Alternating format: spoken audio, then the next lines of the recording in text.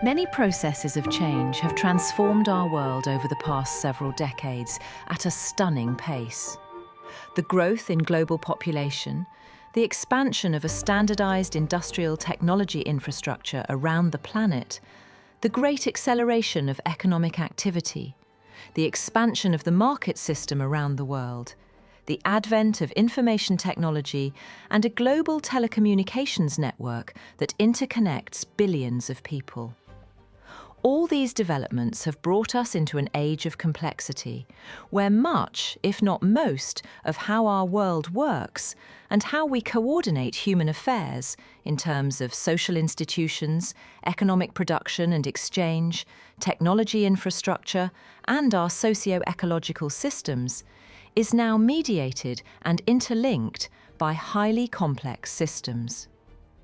These complex systems take the form of networks that span across traditional domains, jurisdictions, and the boundaries of our industrial modes of organizing.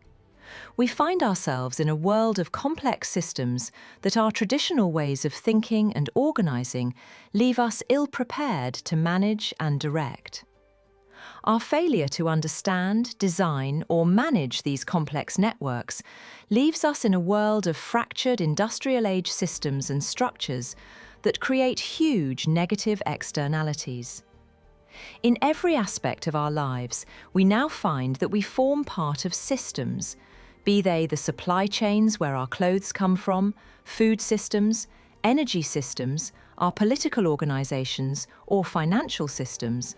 that are fractured, where our actions have small negative externalities that accumulate on the macro level to render them dysfunctional over time, unsustainable, and leading us towards a mounting crisis.